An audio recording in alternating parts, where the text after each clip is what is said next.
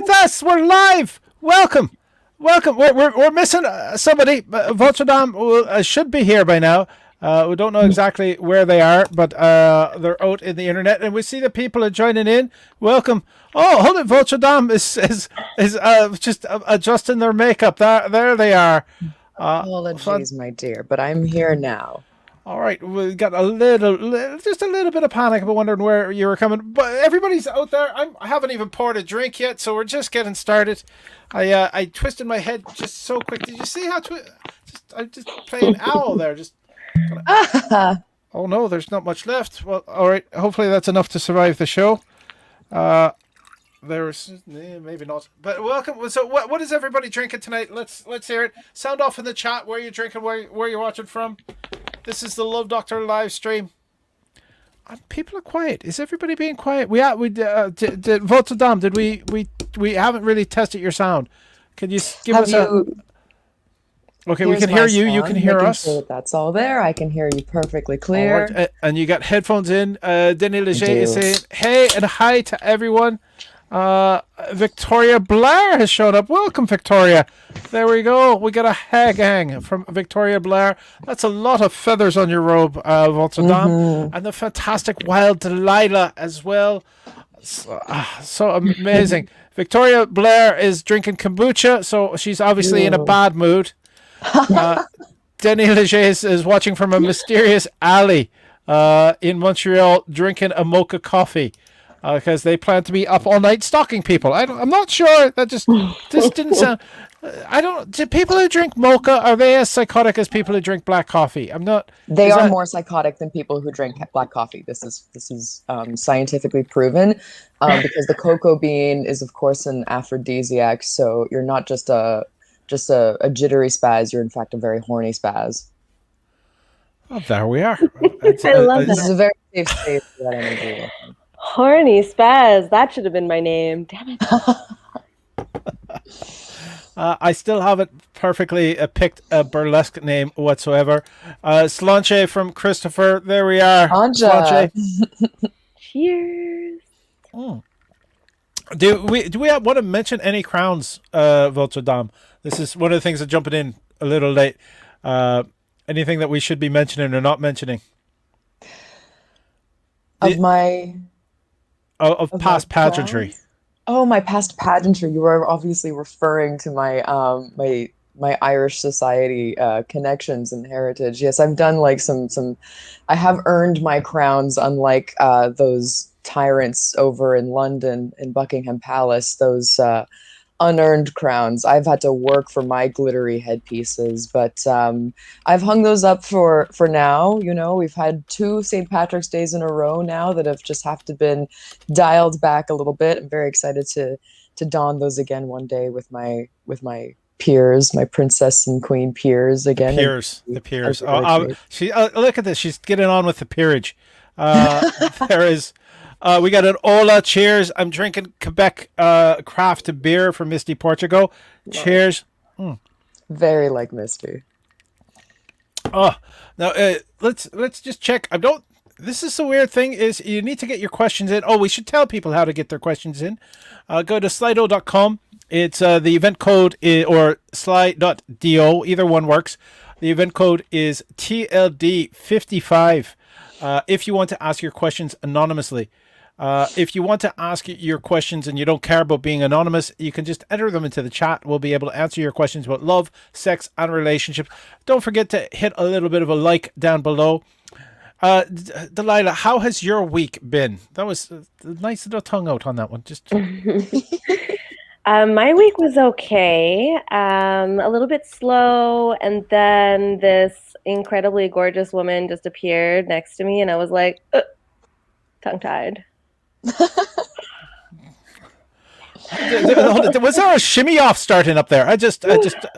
Yeah, we got to check the seismic activity here. I don't know if we can do this with it. Just the teeny weeny little shimmy for you. Well, all right. If Frenchie was involved, that would not be a teeny weeny because she's the earthquake queen of Montreal. That is for sure. I actually went for a walk in an Irish reporter, and I just ran into each other on my daily walk, as well as comedian Kate Connor. So it was comedian Kate Connor, Peter Wheeland, the writer, and I all kind of like got to do a socially distanced walk, just midway by accident. So there we're all right. Let's hit the Slanche. Just I'm gonna take a sip on that one.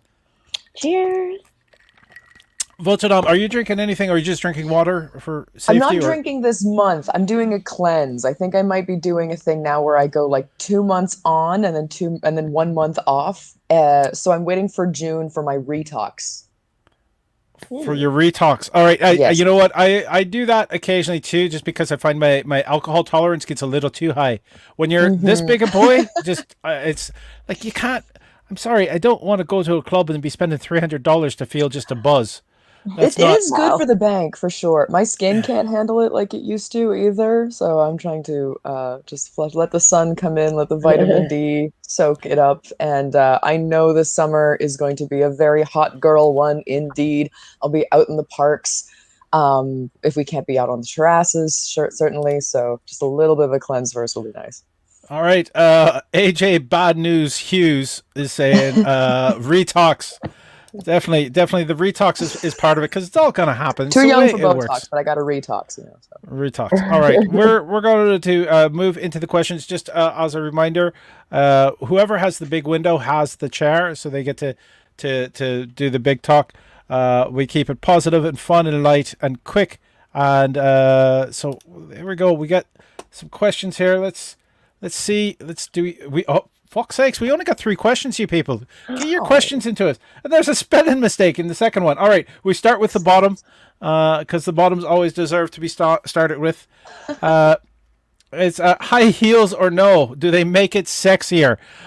In the hot seat is the fantastic Wild Delilah. Wild Delilah, what is your take? Do they make high it heels? Sexier? I like how it was in there. It's like not just everything sexier, just it.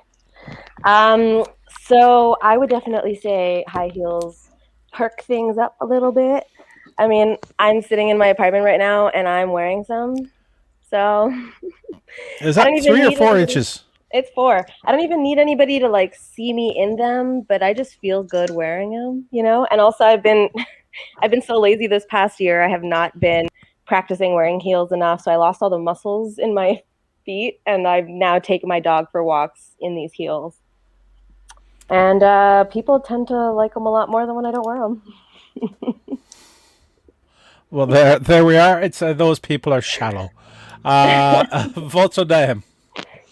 I was in the park today and I saw this beautiful woman walking her 2 chihuahuas, and she was wearing like very like fitness wear, but then she had these like big black go-go boots on.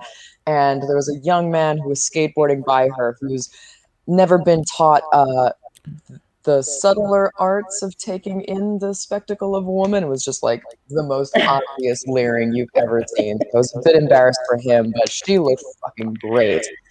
I think it's completely possible to be sexy and tantalizing and everything in flats. I think there's nothing sexier than bare feet, but even in that, you want to get that arch up. You want to get those heels up. You want to get that ass in the air. So they are an easy access point to heightening it.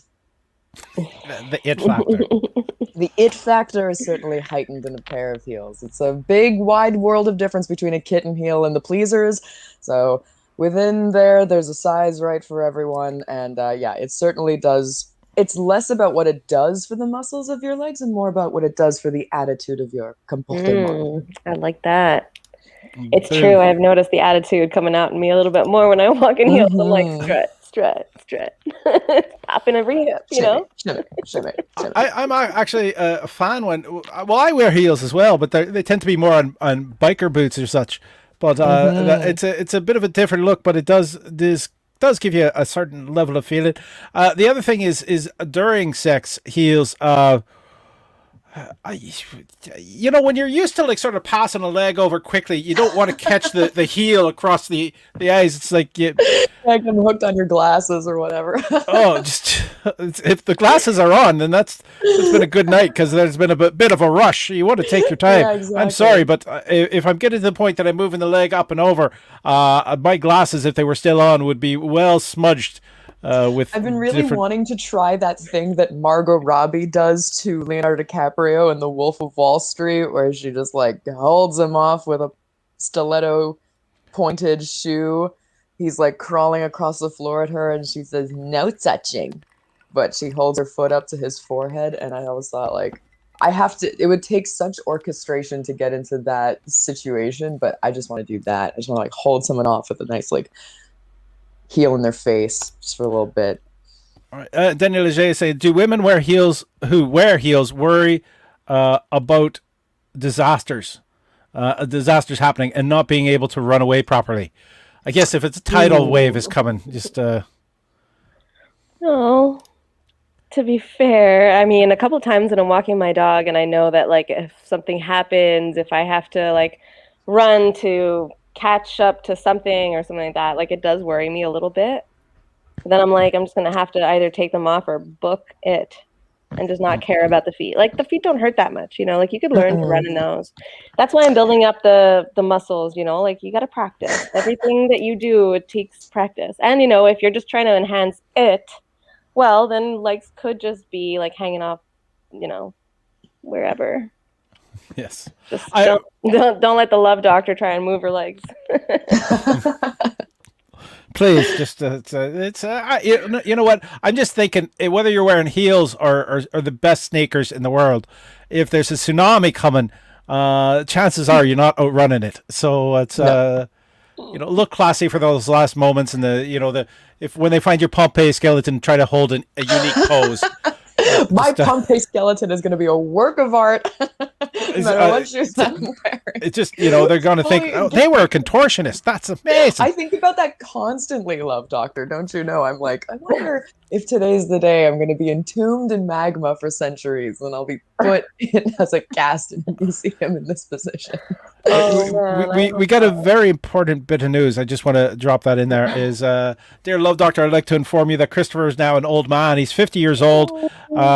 Even Facebook is showing him advertisements for matchmaking services. But Shaq, I'm sorry you have to be with somebody who's so old. Christopher is going, what? That was a secret. Well, let's just take a point here to go, happy birthday to you. Happy birthday to you. We're not in time. Happy birthday, dear Christopher. Happy birthday to you. And many more. There we are. Your year can only get better from that song, right? It's really, because that was horrible. That was fucking horrible. There's a lag. It's not our fault. There we are. Daniel Leger is saying if your heels are high enough, that tsunami might just get your feet wet. That would be pretty big platform heels. I'm pretty sure. All right, I don't know if I'm telling tales out of school here, if I should or not. Christopher saying, thank you. The next 50 years will be even better. I'm hearing a little bit of an echo. I'm not sure where it's coming from. So I'm pretty sure it's not me, but there is an echo. So just please make sure your echo cancellation's on and you're not using external speakers. So what? Oh yes, a friend of mine started dating a person who explained that they had a bit of a fetish for heels, and they bought them some very nice heels. I'm trying to think of what the heel, because it comes down narrow, but it bulges out a little bit at the bottom, right where. And then they asked to be penetrated by the heel. As you do, yes. Yes. So. Apparently, he was really thinking that little bulbous part would be a great G-spot stimulation for them. Why they served mistress, but yeah, that's thinking on your feet. It's thinking definitely about feet. Not just on your feet. It's about feet. So let's do it in about feet and bring up the next question. Are we ready? I don't know. I want to hear the ending of the story. Like, what happened? Yeah. So he got penetrated or not? What happened? Yeah. Was he fine? Was it ruptured? Like, what? And Misty's going, they were flu vogs. I believe they were. She recognized the shoe type. So there we are.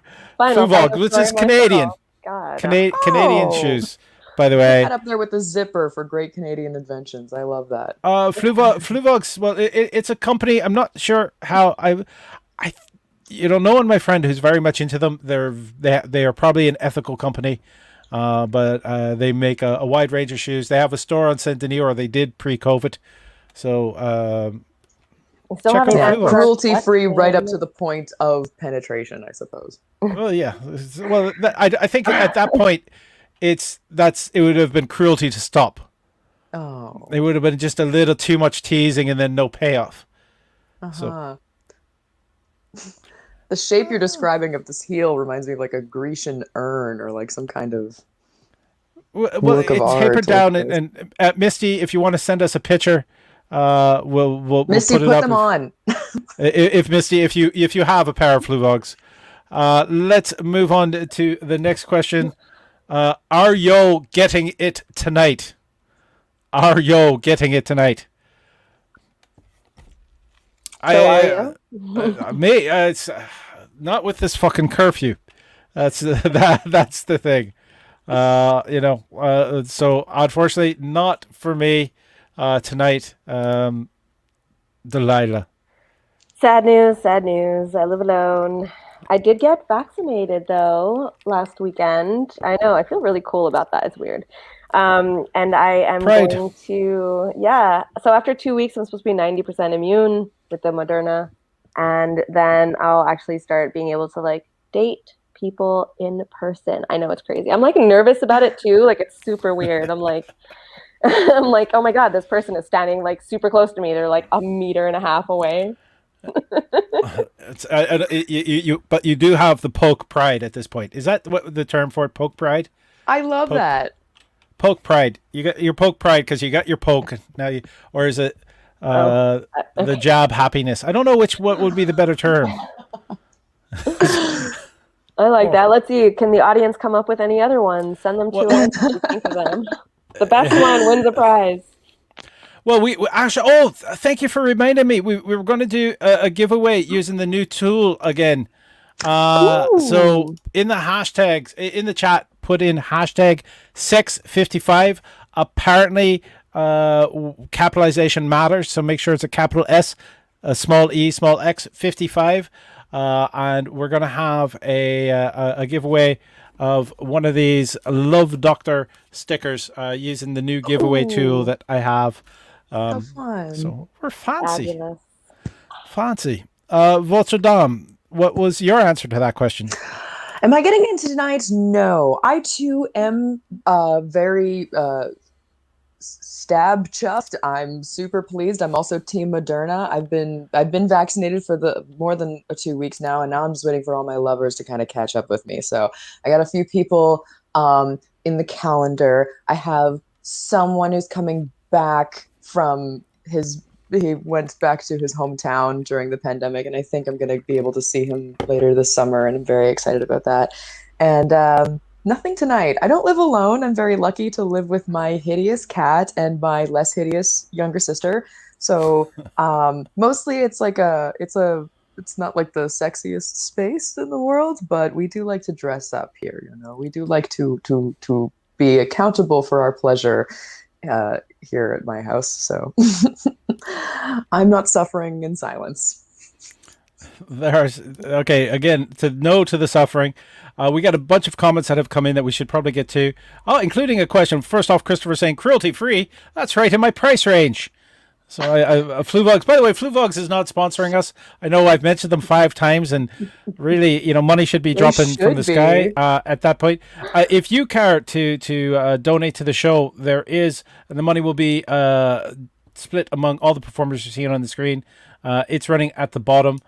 We got a couple of Sex 55s have come in.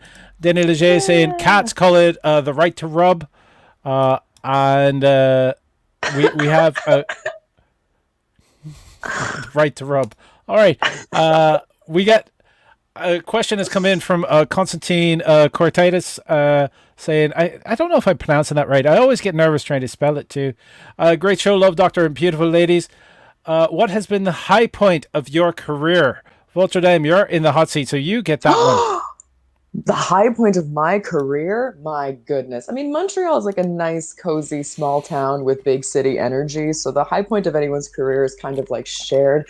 I've been able to sing and dance at the Wiggle Room. That's always lovely. I've gotten to perform with Shakespeare in the Park a couple summers, and that's something I'm really mourning this summer, that we don't have Shakespeare in the Park happening in Montreal. So that's definitely something I pride myself on, like a high point of my career, I think. And this morning I performed in a piece of theater in a high school, and they didn't heckle us and they didn't boo us, and they were mildly entertained. So that sent me to the clouds, honestly. I'm feeling pretty high from that. Mild entertainment. All right. Yay. Well, Delilah, what has been the high point of your career? Well, I'm still very new. I'm still pretty much the first year into my burlesque journey. I would have to say the high point was establishing Telethon Productions as a fundraising machine. 12-hour shows. We are absolutely insane. Yes, yes. But I did read this week in the Guinness Book World Records that back in 2014 they had a 24-hour show, and we got to beat that and be in the Guinness Book. I've also been keeping check online. There has been some 72-hour shows. Ooh, So we could do that. There's no easy way to beat that. Oh my God, I love that. I love when Delilah, the bar is set in. so high. Oh, yes. Let's do it. All right, people. This is a great question. Can I just say that this is like a wonderful prompt? What's the highlight for you? You know, the thing is, the person who asked this question, I want to put a bright shout out to this person. He's actually my manager's agent. So I have a manager, but my manager has an agent. So, and he's checking in, which is doing a beautiful job. Thank you very much for this. High points. High points are hard to state. It's a quantitative question for a qualitative experience, right? Well put. I did perform at a place called the 3 Mile Club in St. John, New Brunswick, which it sounds like it's going to be a horrible place, but the place was like 3 stories tall with balconies, and it was packed. And it was the first time I ever had the audience laughing and clapping so hard that I could feel it reverberate in my chest, like being at a concert in the front row and feeling the music just bouncing around. And it was totally amazing, and having to wait for them to quiet down so I could get the next line, the next laugh just out. And that was a beautiful thing. I've had similar experiences since, but that was the first time to have a moment like that in front of a live audience, which I think is pretty fun. We've got another. All of us have answered that question. We got another 655 is out there. Good. But Constantine is there with another good question. Great show, love, doctor, beautiful ladies on the show. What has been the most rewarding experience regarding love? Gosh, these are tough. Mm-hmm. The most DIY Mogul Guy is also pointing out, wasn't there a weekend-long telethon on TQS back in the days? TV was very popular. I think PBS also did them for weekend-long times as well. Jimmy, PBS and TQS did burlesque? That shocks me.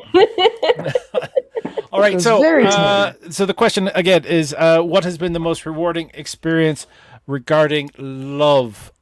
While Delilah, you are in the hot seat. I was worried about that. That's a good name for your seat. The most rewarding experience, other than having over 100 orgasms in 1 hour, right? Okay, so that's not love. That's how did you keep count? How did you? They must not have been good orgasms if you were able to keep count.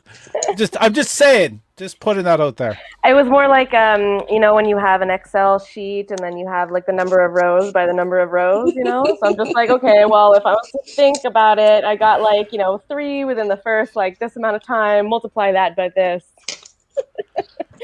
All right, if you're doing math during sex, kudos first off, but second off, you should have been distracted from the math.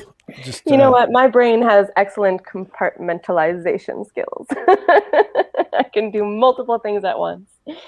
In fact, if I'm not doing multiple things, I get kind of bored. So, Mm-hmm. but in terms of love, I mean, love is such a deep thing. I guess like I got some really amazing friendships out of real love. I guess the biggest love and the most challenging one was the self-love. It's like a constant journey.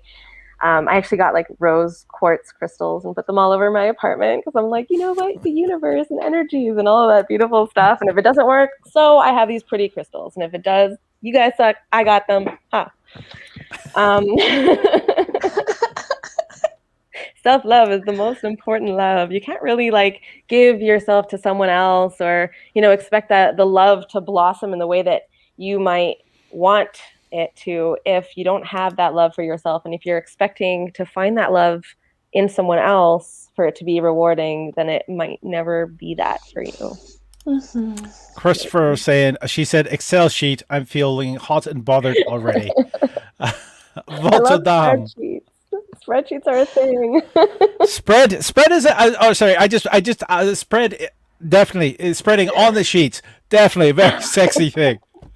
But spreadsheets. Grid functions. Yeah, highlighting.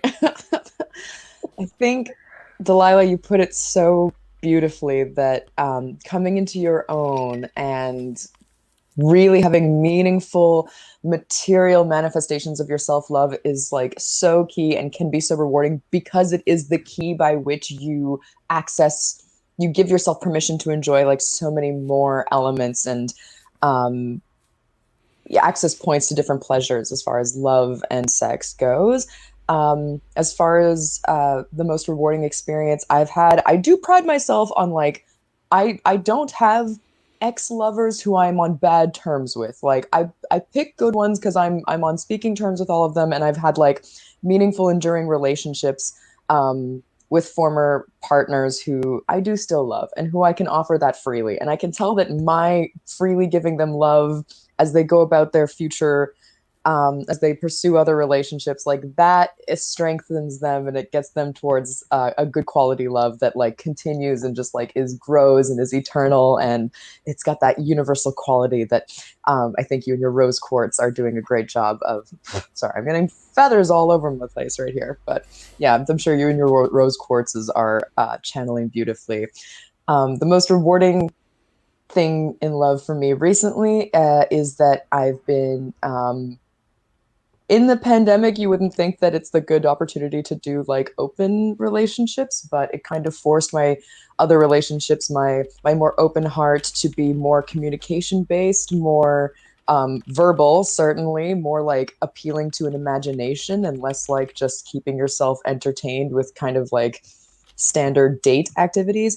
And that has been so rich. And I wouldn't have been able to do that if I didn't have like a super secure sense of my own self-love and like a super secure sense of the love of my several partners. And it's so cool to prove to myself that I am not only just like a good person to myself, but I'm like a good partner to many partners, and that no one is suffering for lack of anybody else's for a lack of any one commitment to one thing. And I'm done denying myself the pleasures available to me, because love should be free, you know? Mm-hmm.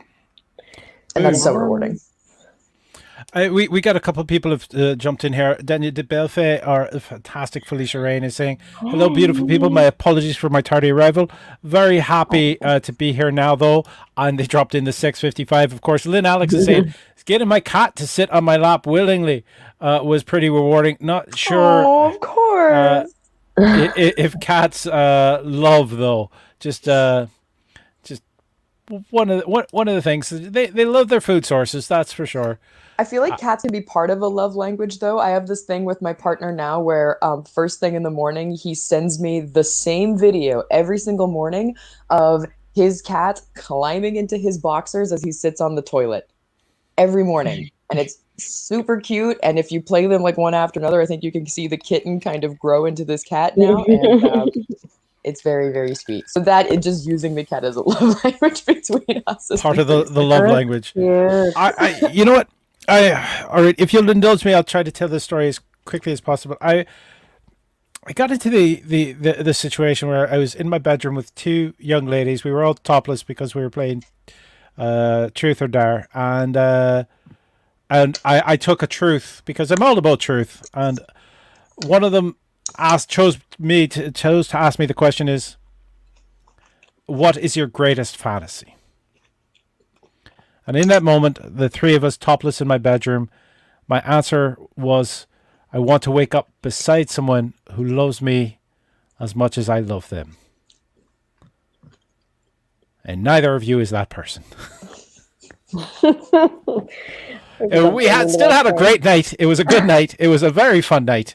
But I think I have been able to fulfill that fantasy of being with people that I truly, totally in love with and who loved me back and supported me as I supported them.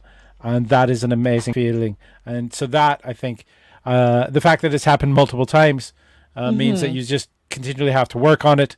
But that is a situation. Can I ask a question? Yes. Love Doctor. Will Of you course. permit me to go and get another drink? I have to walk all the way across my apartment. The new. By the way, while Delilah was worried how people would take her new setup because she's usually so comfy on that very fancy couch. Please send your comments about her look and the look of her background as she goes to get that drink. Let's put it out. I'll be back. Christian Major saying, honest and earnest as ever, love Doctor. There she goes. Well, Delilah, everyone, big applause.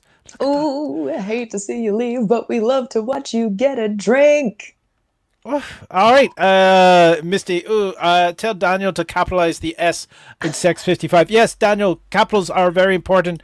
So you need to put the capital S on the sex for the Sex 55. And Misty Portugal has entered again by putting it in there.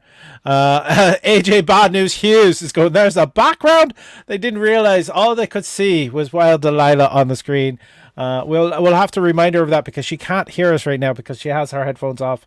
Are you ready for the next question? I'm ready. I'll stall until my screen sister gets back for sure. Let's go. Let's have another question. Don't worry. We'll get into these questions. There we are. Ooh. Coming in nips first. I love it. Oh my goodness! If she could hear us here, this is DIY Muggle guy is saying this last year has been a teaching moment about how I perceive myself and got me reworking aspects of my own self. What have you discovered about yourselves in the past year? And DIY Muggle guy drops in the Sex 55. So, what have you discovered about yourself in the past year? Denny Leger is also putting a Wild Delilah and the zebra top seem to go well together with a meow. You got a meow from that happy looking cat there. Misty Portugal is going, it's a nice background. Bashak is saying, can we make Wild Delilah get drinks more often? We need to get Wild Delilah a follow cam so we can see her making the drinks. Yeah, and we need to play Never Have I Ever so they go down faster. Oh my goodness. Just I'd lose that. All right, so what have you discovered about yourself in the past year is the big thing. Christian Major saying all the drinks, and we can't make her do anything, but we can encourage it. There we are. That's the answer to the Bashak's question. All right, I'm in the hot seat. What have I learned about myself in this past year? That's not there. That's it. I learned that I pressed the wrong button quite often. That's what I've learned about myself in the past year. I've also learned that despite being a quasi-Luddite, I'm able to put on a show that reaches a dozen people at least each week. And I want to think. There we go. Just see if I can thank those guys, the StreamYard. I'm even drinking out of the fucking mug, which is empty. So I'm going to have to pour myself a drink as the next person takes there. But the thing is, we can remain connected even despite these trying times. And it's so good to be doing that. And I'm so glad I have these fantastic co-hosts, such as the fantastic Wild Delilah. Wild Delilah, what is your answer? What have you learned about yourself in the past year? Well, first of all, when I go to get a drink, I unplug my headset. I just put myself on mute, but I can hear everything. And thank you guys. I felt the love. The thing that I learned the most this year would have to be adaptability. Like, things were just kind of thrown upside down. You know, I had only performed like twice on a real stage before the COVID shut everything down. I didn't really know anything about costuming, and you know, I was really out of shape. What stage was that? What stage was that? And you were not out of shape. So lost track of my place there. I'm sorry. Just in terms of adaptability, like I learned how to costume, I learned how to sew, I learned how to like work under these types of conditions. I learned how to compartmentalize between work and home, like muggle job work. I just realized like I had been kind of preparing for this for a really long time, having been a super huge stoner for like 17 years. So I was like really used to like reclusing myself, and I lived in a basement for like 15 of those years. So I'd just be like, sunlight, sad. I don't like people. I'd close myself off in like this little bubble. So like this whole thing happened, and I was like, I feel like I've been here before. You know? Votre Dame. Apologies again, Wild Delilah, for interrupting you. I don't do well in the sun. Love doctor, I'm sure you can understand, but we Irish don't tan. We just crisp, you know. I feel very sensitive to lots of sun on my skin. It makes me quite anxious. So summertime is usually a very like depressive time for me. I really pick up in the winter. I love the holidays. I love the lights. I love the darkness and the streets that really come alive. So when the pandemic hit like last year, I was really quite predisposed to being quite sad, and I was alone because when classes are over, when everything's finished, when the world shuts down and all your festivals are canceled and all your venues are closed, you're so alone. So what I learned about myself this year is that there's no shame in a certain amount of dependency on other people as an artist. Like, I don't ever want to make art in a vacuum again. And this is difficult because the art I make, I think we associate stand-up comedians and burlesque performers and writers as very like lonesome people, as very like focused individual people. But all of those people have their works informed by dialogues with other people, by stories that other people tell them, by experiences that they have with their friends. So that's so important to me, and I'm never going to take that for granted again. Being able to travel, being able to camp, being able to party, being able to spend nights with my friends, and to get cracking on big projects and collaborative things with bigger people. I really, really like to see more like ensemble works and like join some comedy troupes when all this is done. You know, I want to do it like in collectives, and I think that's really great. So I used to really hate that about myself. Like, ooh, don't be codependent. You don't want to be relying on people because people will let you down. But you know, we all have our own lives. We all have our own things going on, and there's no shame in being a person who needs people. Daniel Leger is saying this last year he discovered that even when I'm not working full time, I'm still lazy and I procrastinate. So I can no longer use the excuse of not having time to do important things. But it's a start. All right, it's good that you've had that self-realization, Denny. It's just imagine. Could you imagine an industrious cat? Just that would be a weird sort of a thing. All right, we're going to move on to the next question. The next question that we have here is, why are men obsessed with boobs? Who says it's just men? Who says it's just men? There we are. It's not just men. It's not just men. And the first person in the hot seat. We got DIY Muggle guys thanking you for our answers. DIY Muggle guy, thank you very much for the question. Anyone wants to drop a question in the chat, they can, or they can go to Slido.com and the event code is TLD55. Yes, I should. You're right, very much, Delilah. I should definitely be putting that down there below. So Votre Dame, what is your answer? I'm tempted to answer with like a Freudian kind of element, like there's something familiar and like homey. There's kind of like a nostos to motorboating a nice pair and stuff, but truly it's just like an aesthetic textural thing, right? It's just like a part of the body that's so buoyant and fun to play with. It feels like made for a pair. If you have two hands and there's two breasts, like that's nothing specific to men at all that would appreciate that. It invites movement and invites like a tactile appreciation. You got to do it with your hands, and when hands don't do it enough, you want to use your face, and when your face isn't good enough, then you want to spin them around and do it that way instead.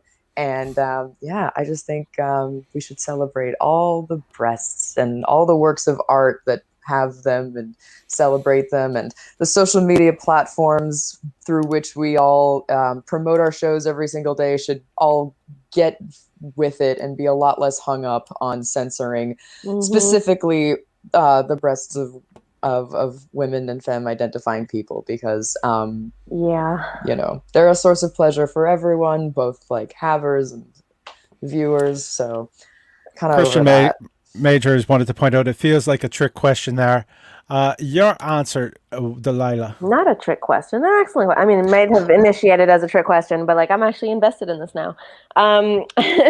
Yeah, boobs are not just for men to enjoy. Women enjoy them too, and often our own. So yes, get jealous. I really think that it's important that we go back to our roots. Obviously, you have that familiarity with the mother and with childhood and the comforting element. I'm wondering if we ended up freeing the nipple, so to speak, and we were just seeing it everywhere all the time, and it became, kind of as part of our culture, like it was just a normal thing. Would it still have that kind of attraction, that kind of enticing element, or is part of the enticing element the fact that it is still considered taboo? Well said. Definitely well said. My only answer to that is, why not? Keeping it simple. Moving on to the next question is, what would you do if you found out your partner was thinking about someone else? Yeah. There you go. So they're thinking about somebody else. Congratulations. They actually have taste and desires, and that's a good thing rather than dating a fucking robot. I would ask, where'd you meet them? Can we all hang out? Is there room for me? I'm always more interested in just being included than I am in just like leaving you to your own devices. It's like, how can I help? How can I join in? Yes, all of those things. My only concern would be how I found out. So if they weren't honest with me and they weren't able to tell me these things, then I'd have to have a sit-down conversation and be like, look, open communication is the only way this is going to work.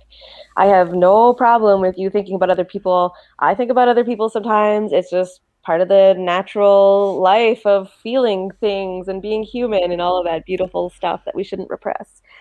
But if I had to like sneak around the corner and be like, haha, I knew you were, I don't want that. I don't want to like. Yeah, if they said another name during sex, I'd still be like a diva about it. For sure. Or if they tried to deny it and they had told a mutual friend of ours who was talking about it, and he was like, no, I don't do that. And it's just like, dude, come on, like we're adults. Like the only thing I don't like is dishonesty. Like I have no problem thinking about other people, but as soon as I know that you're dishonest about something, it's like, what else could you potentially be lying about? Right? Like that's all I'm going to be thinking about, and there's no trust there anymore. The other thing, the way the question is worded, like, what would you do if you found out your partner was thinking about someone else? If you add during sex to the end of that question, does that change anyone's answers?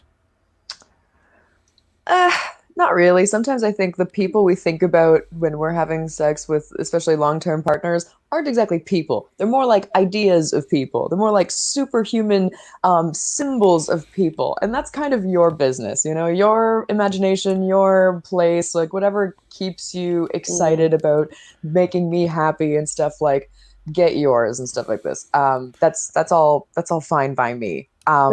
Yeah, if I can just jump in here real quick, because okay, so I have absolutely no problem with the whole sexual thing with other people, et cetera, et cetera. Now there was this one case, and it wasn't a person, it was a desire for a gelatinous blob.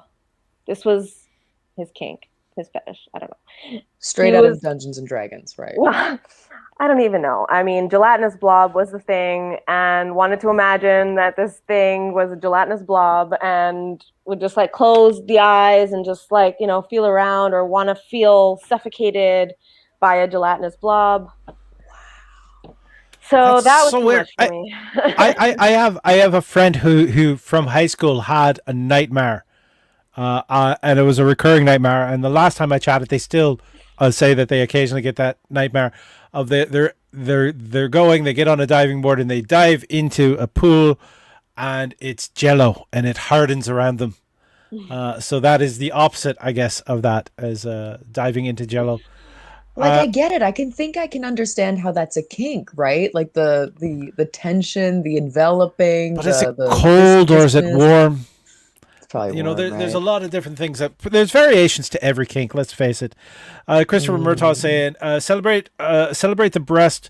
Now there's a movement I can get behind of, or in front of, or underneath. Just hands up, raised. And in Europe, the nipple is NBD, but I don't think they lose their appeal.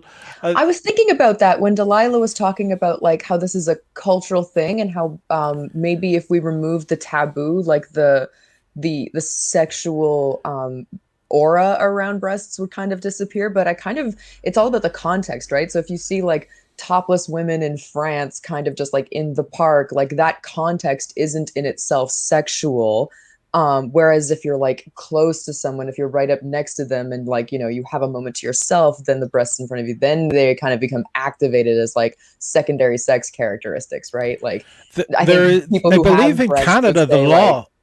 I'm not like constantly turned on by these just like being here. It's like what happens. It's like the mood, it's the environment, it's the ambiance, it's what's stimulating, you know.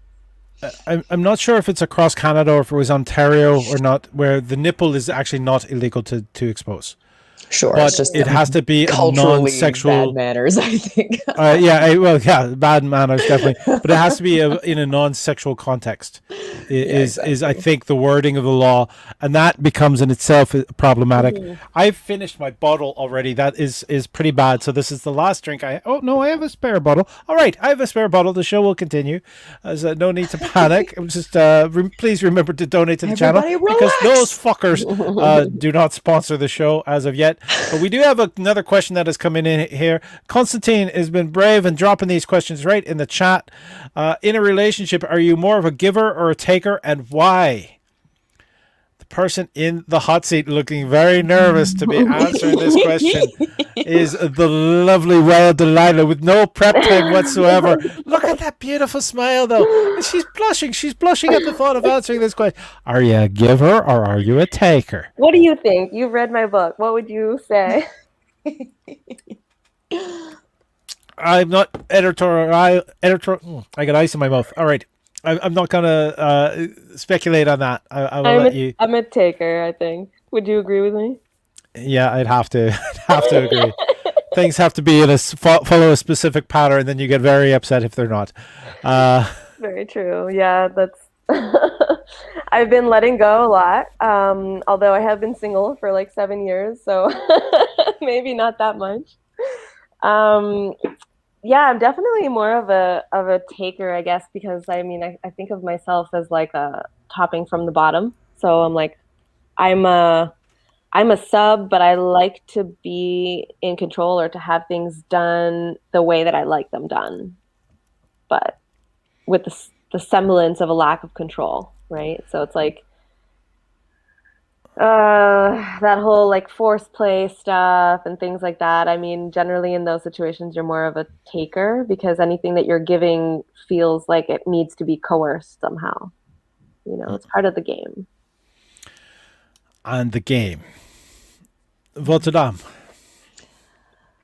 I feel like it's kind of a false binary because there's elements of like, to a degree, you can be like passively receiving something that you've generously made yourself available to take. You know, sometimes people want to offer you something you have no interest in getting. So if you can take it, then that's great. And I think that's something Delilah was kind of tapping into. I have a very keen sense of how I will just rest on my laurels and sit on my ass and take, take, take. So I'm just also like an energetic creative and like showman kind of person. So I like making big grand gestures. I like planning parties. So it's these little ways that I like to be a giver. I like to encourage the being given more things by giving more as much as I can because I like getting.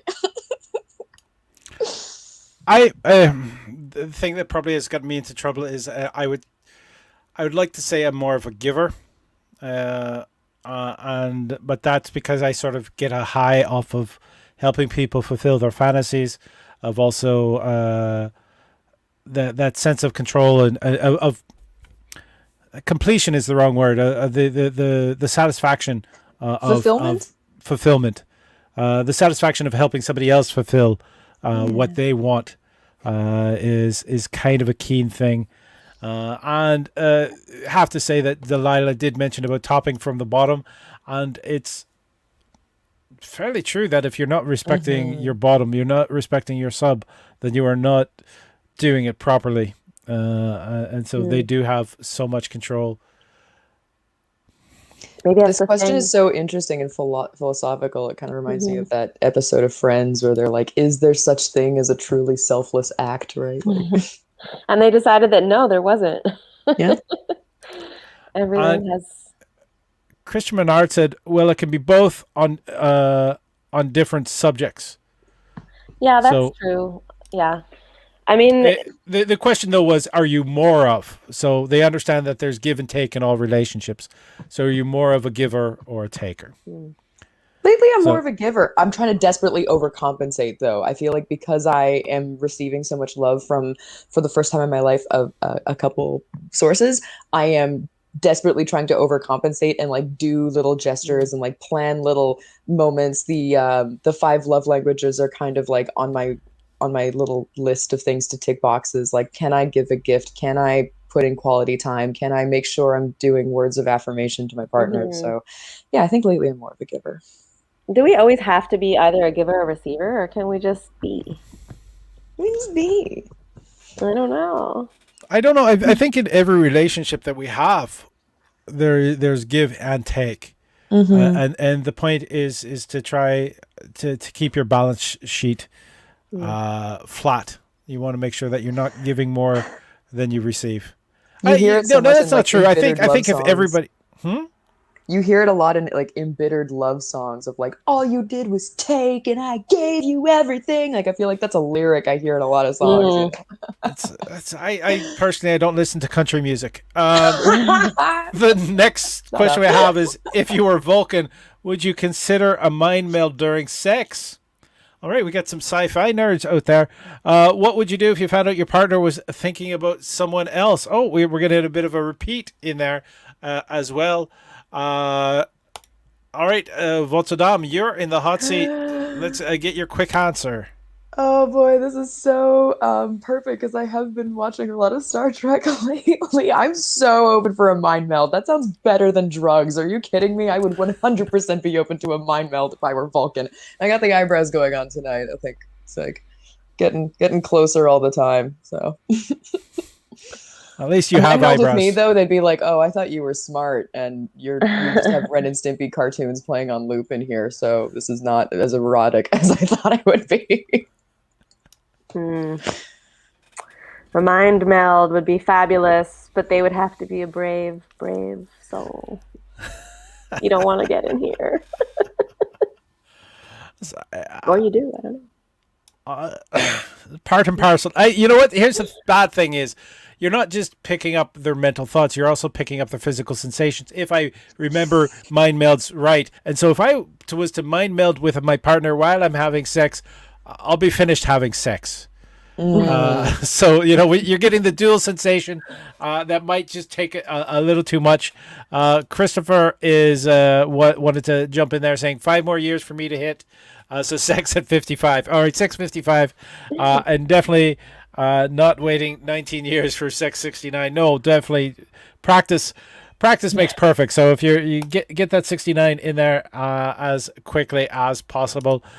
We have the next question is, who's waiting for a second job before opening up on the dating scene? Anyone? Delilah, you're in the hot seat, and we're hearing cats. Denny, what are you doing, Denny? Yeah, I think I would be waiting for the second job before I go out on the dating scene. I have been talking to somebody for the last 2 months from Tinder. And we've met a couple of times in person, but we are being respectful and we haven't even kissed or anything. And now that I'm not going to be so afraid of COVID, I'm thinking oh boy, things are going to get steamy, maybe. Boom. Yeah. But no, I'm not waiting for the second job for that one. But to open it up. You're waiting the 2 weeks for the first job to be fully effective. Yes. All right. Oh, Denny Leger has jumped in with a meow. Vulture. Excuse my bitch cat moaning in the hallway right now. I am my first dose has been kicked in and stuff, and this year I've been very blessed to have my steady friend by my side, so I haven't been too cold or alone and any of that. But as far as my more open relationships, I've been kind of keeping that narrow, and I just kind of think that they're being safe as well. So I don't know. I haven't been probably as steadfast as I know a lot of people have been this year. It's you kind of get a false sense of security after a while. So been trying to just keep things out of doors as much as weather can permit. I certainly haven't been pursuing new connections as far as the dating scene goes, and it's been really nice to just let entire sexual relationships and romances exist purely cybernetically, just be sexting, just keep it to images and flirty dirty texts. In fact, we'll go on distanced walks and it'll be a Jane Austen novel where you're kind of you mustn't be seen holding hands, and you go home and you write them something absolutely filthy about what you were hoping to do to them instead. So I will miss that. You were thinking about holding. Understood. I will miss that. Yes, that's the answer. I think everything else has been kind of covered. I'm. You know what? I'm not going to wait for the second job because they say that I'm actually you. Once you have the 2 weeks of having the first jab, you are immune. You just kind of get the booster to strengthen it. But at the same time, I'm still wearing a mask outside. I'm still wearing a mask when I'm going everywhere. Because I don't want to create extra risk for anyone else.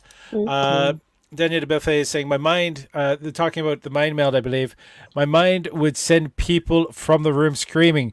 I know this because I've had several therapists who have run from the room screaming. I think that's an exaggeration, Felicia. I believe that is an exaggeration. You're barking up the wrong therapists. I've seen you with your best therapy, which is with a live audience, and you are fantastic, Felicia Reid. And I can't wait to get you back on a stage that I'm producing as soon as I possibly can. Constantine is asking, is ending up alone and not in a relationship a fearful prospect as you get older? And that is my question. First, I'm going to say there is a fear to that as well, but even without a romantic relationship, I do believe I have enough connections with good people to remain friends with. I do want to make sure that I continue having a deeper connection with at least one other person. And I don't think that will wane whatsoever. What was the question again? Is ending up alone and not in a relationship a fearful prospect as you get older? I mean, there's always that little element or that little voice in the back of my head that's like, girl, you're in your mid 30s, figure your shit out. But at the same time, I have a lot of friends that are like already divorced, people who are in relationships where they're not happy and they're always just like wondering what's on the other side, right? The grass is always greener elsewhere. So I think it's scarier to be in the wrong relationship than to be in no relationship. Boom. Well said. Well said. I ain't scared of dying alone. I'm maybe not getting cuter, but I am getting smarter.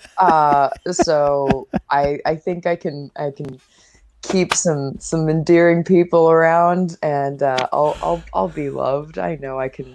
I'm very good at finding little families wherever I go to. So being alone, at least like without like a romantic partner, like it doesn't scare me. I don't think. I love the way you said that because it sounded like you were planning a murder suicide.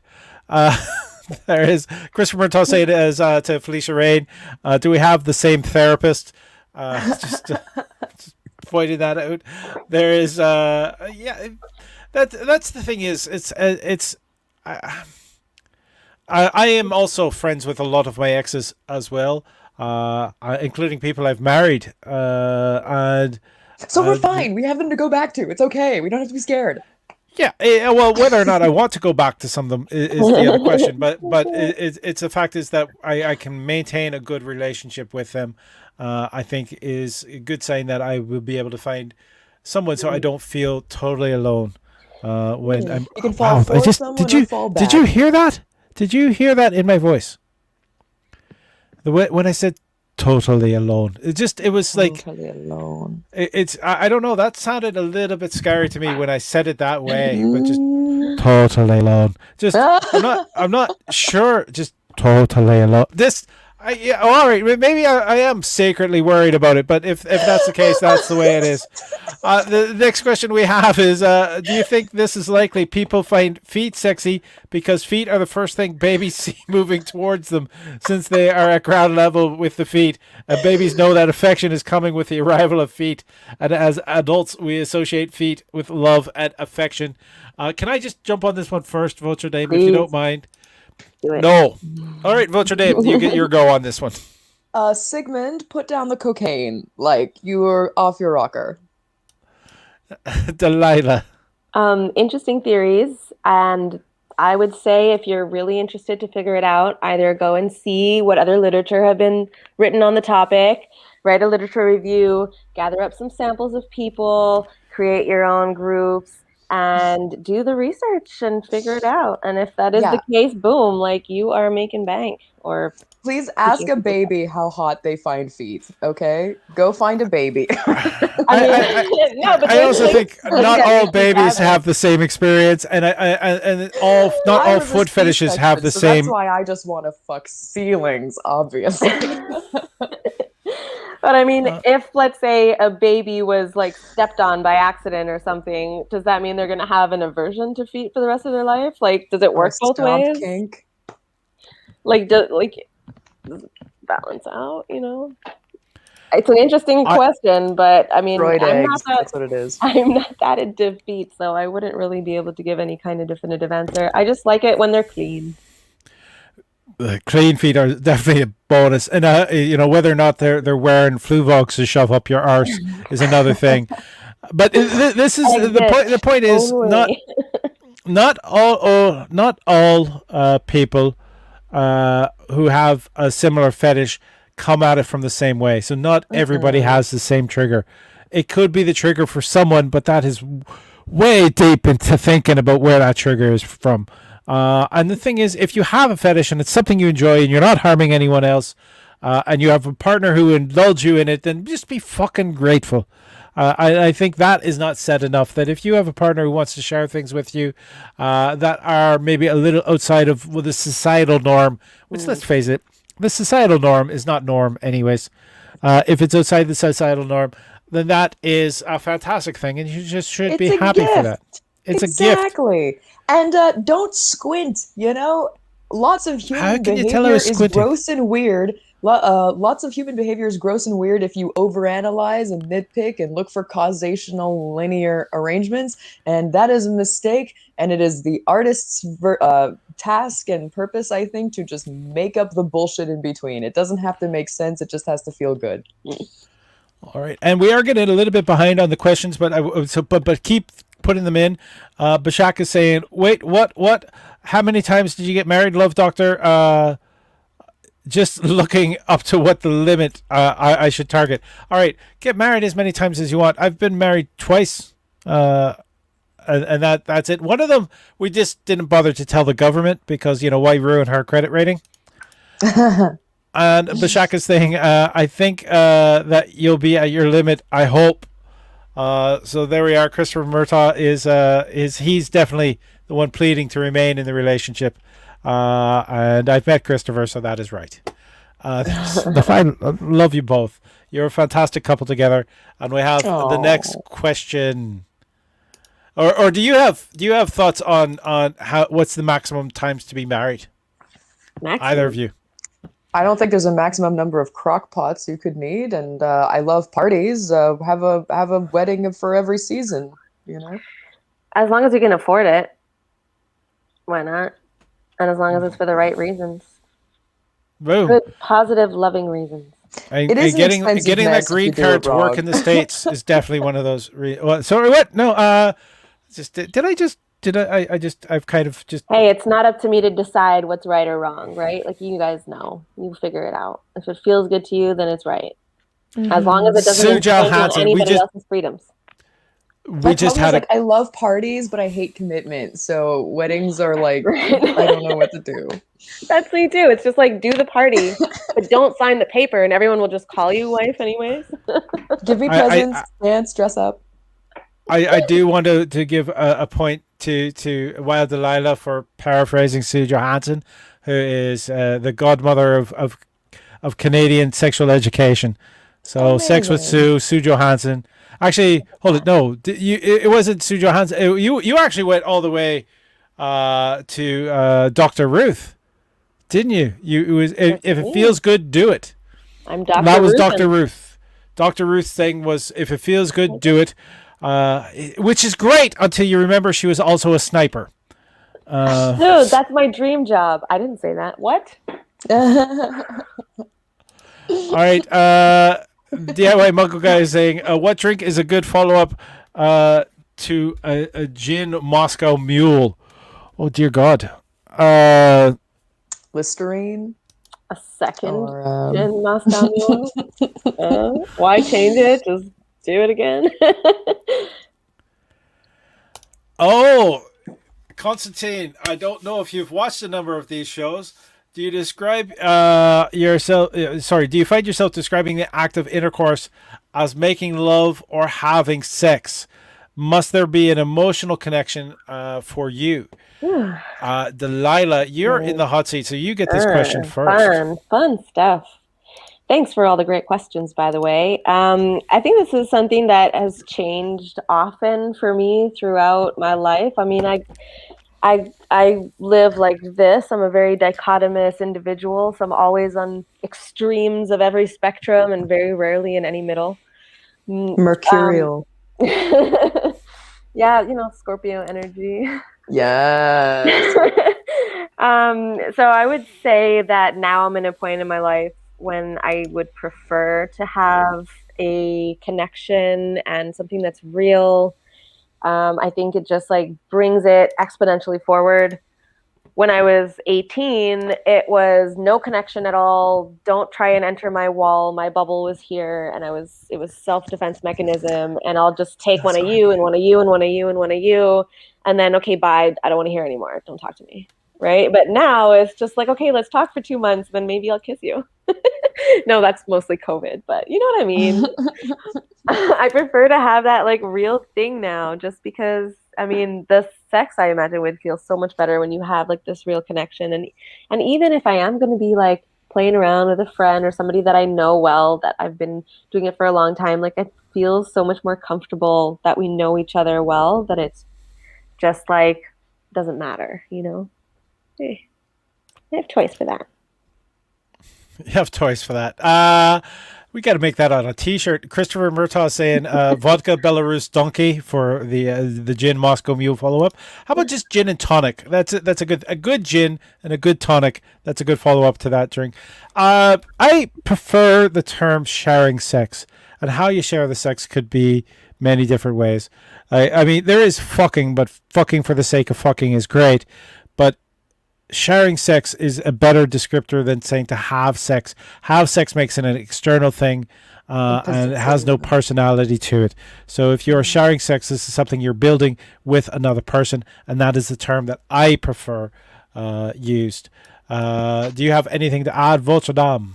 I'm going to use that. I love the idea of sharing sex. I am a very fiery Sagittarius, so falling in love is like criminally easy for me. So I do love when there's an emotional connection. I think it's very easy for me to just like be instantly fascinated by someone and just like want to tumble into showing them how interested I am in them with my body and like experiencing them as naked and as vulnerable as you can like experience a person, and it's playful for me. Like you kind of get to see like a more animal, more maybe more mercurial side to someone, and I think like that is necessarily an emotional experience for me anyway. So even though like I'm kind of flighty and like I will get bored easily and I'm a little restless, like the emotional connection is absolutely there. Boom. We also have a comment. DIY Mogul Guy is out of tonic. Oh no! Pineapple juice, orange juice is an acceptable use when you are out of tonic. Soda on occasion, but if it is a good gin that you have, then you can drink it without any kind of mix whatsoever. Just want to state that.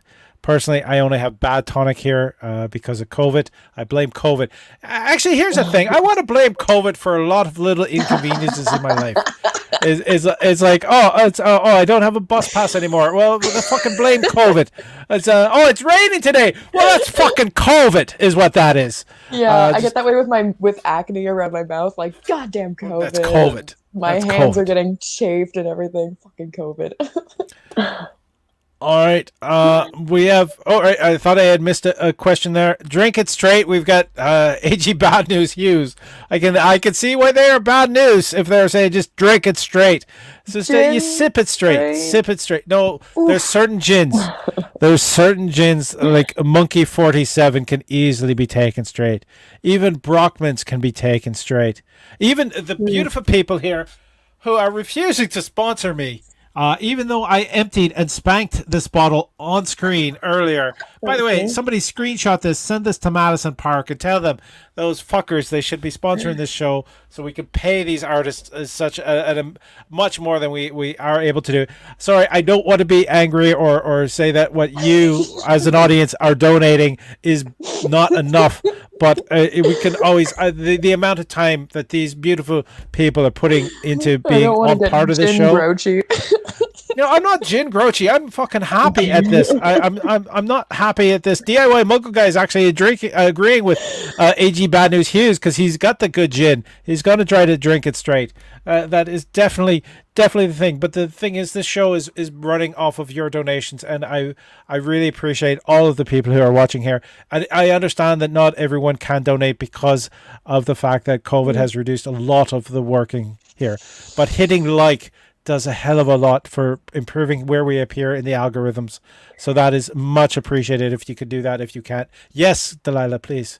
Will a shimmy help with donations? Because I can do some shimmy. I know a shimmy would help with my feelings, but it's donation. Yes. Donation. Oh, donations. Yes, I'm thinking it would help. I'm thinking it would help. Oh. I'm just. Yeah, so fun. Sorry. Joining me. Thank you very much for watching. Thank you too for being part of this. We're not near done yet, but I wanted to just put that thank you out there. We've got so many questions to get to. Christopher saying the Madison Park is dangerously good beverage. A couple of tea, and then you're talking funny. That's what's his. That's kind of weird. All right. My manager has a show called They Talk Funny as well, where he interviews comedians. Of The Love course. Doctor, perhaps you should start looking at other distillery sponsors. You know what? I would definitely consider them. They should definitely be talking. And Constantine said, "Yep, it worked. Donating, boom. Thank you very much." That was hot or what? I would definitely say it's hot. I don't think there's a what to that whatsoever. It was definitely fantastic. I'm smiling. I finished that bottle. You saw how much was in there when I started, which wasn't a lot, but it was enough to get started. And I'm about to have to go to a secondary bottle. So here we are. The next question we have, that's the wrong button, is anal sex when you have hemorrhoids. So, Votre Dame, you have yeah, this is your chance to show some medical knowledge. Is anal sex when you have hemorrhoids? That's the question that we have. No, don't do it. It's not a good idea. What are you talking? No. All right, Delilah. I mean, if you're asking me, okay, so there's no anal sex with hemorrhoids. There's no anal sex without hemorrhoids. There's no anal sex. All right, it doesn't exist. All right, speed bumps. No, speed bumps just means everything goes slow. Just please take care. I know some people who are in the chat at this point. So what the fuck is that? Just donating $100, starting the bidding.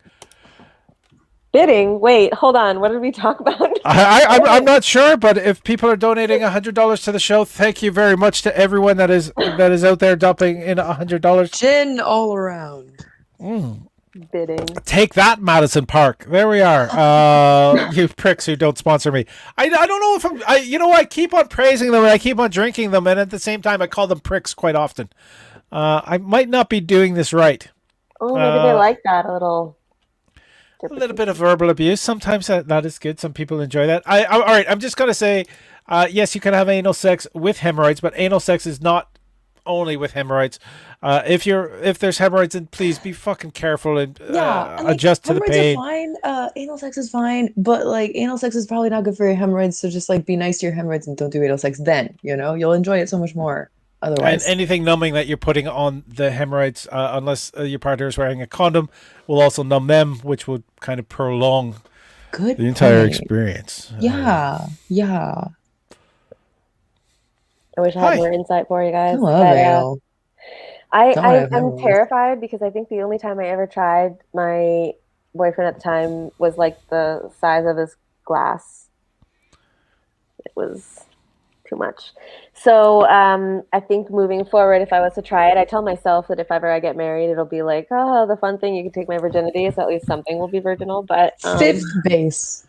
I'm really hoping whoever it is that I end up marrying, if I do or whatever, doesn't like it. But there's a very funny comedian in this city by the name of Jason Hatrick who said that he feels himself to be fairly punk rock, but when he's saying fuck the system, he doesn't mean fuck the digestive system.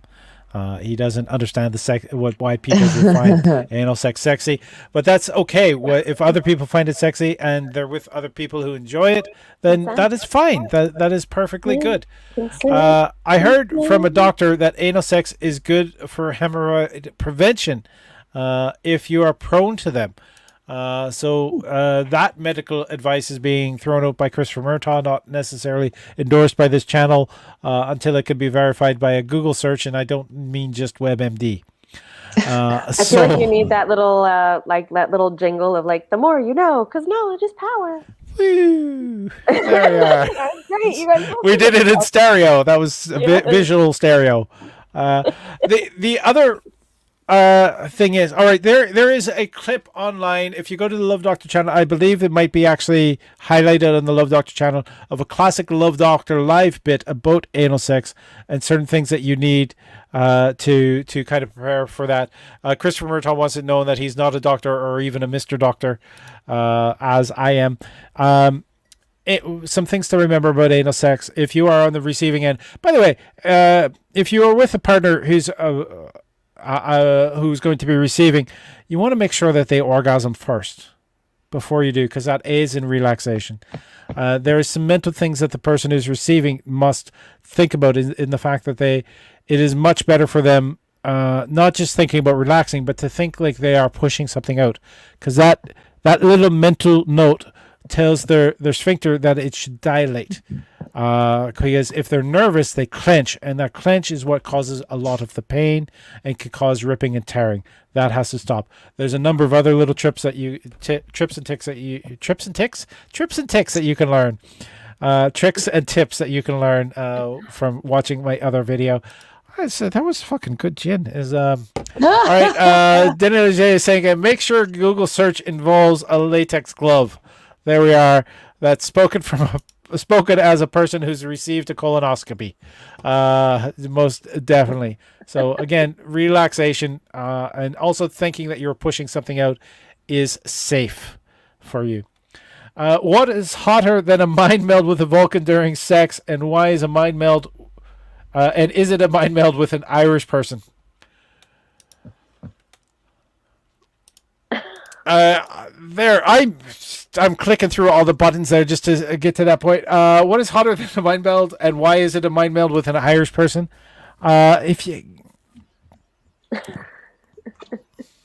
Yes, that is my answer. Votre Dame. Doesn't it just sound like it's a riddle you'd hear at the end of a long road from a tall stranger offering you some kind of prize, huh? It's like, what's going to be hotter than this, but colder than steel in winter, but is a little bit slippery? You know, it's got that kind of riddle quality to it. Yeah. No, I think it's got to be a Vulcan-Irish mind meld. Those are two cultures that I don't think would get along very well.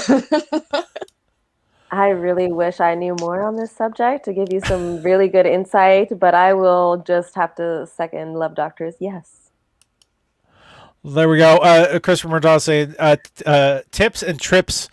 Sounds like, I think I said ticks and trips, but sounds like an endorsement from Madison Park. It definitely is.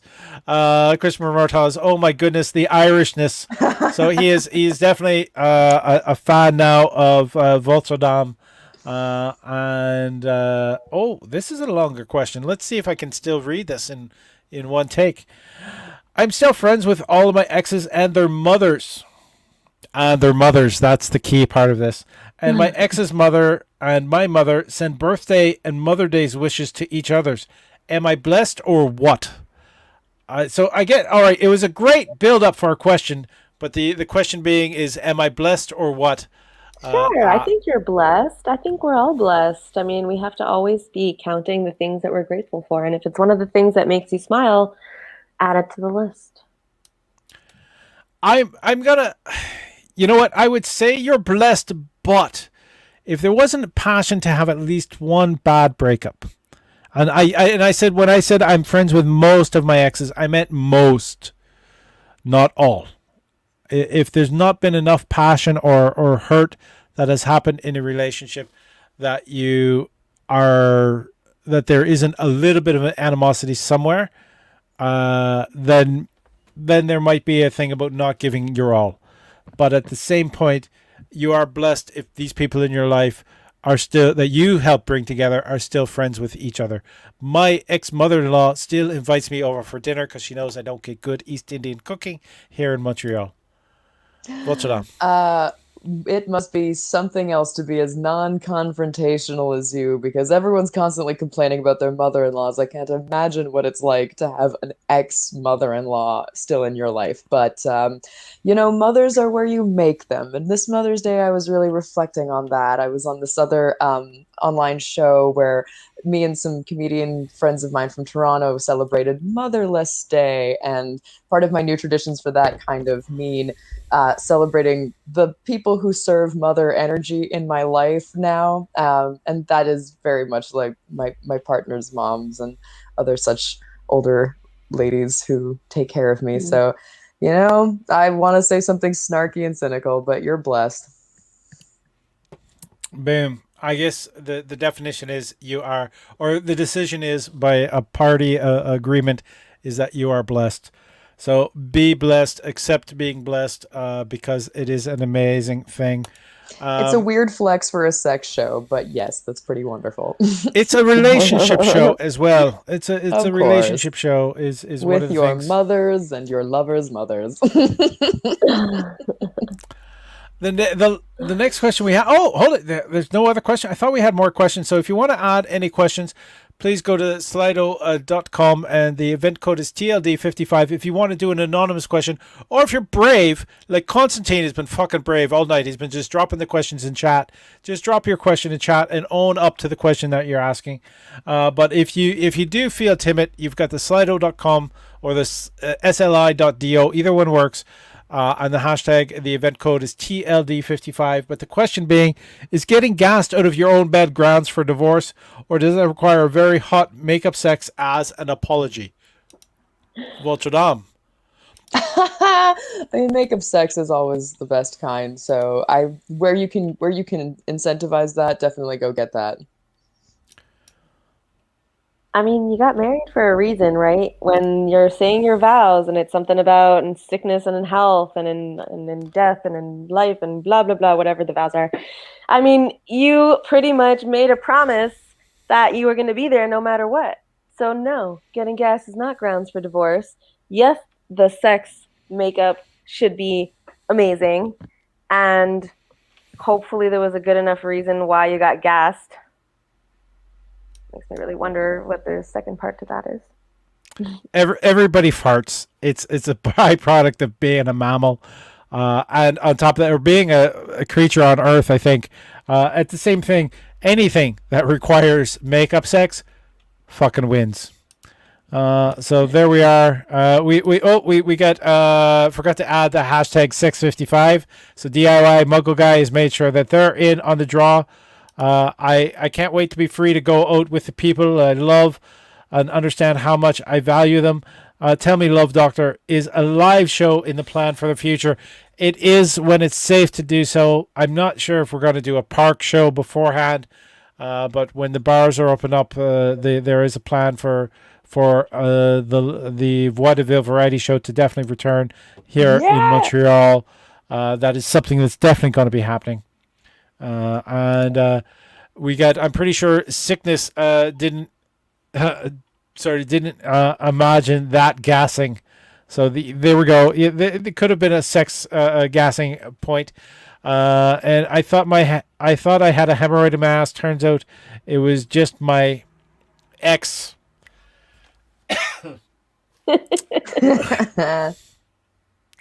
There we are. That's what you date. That's what you get for dating somebody who's too small.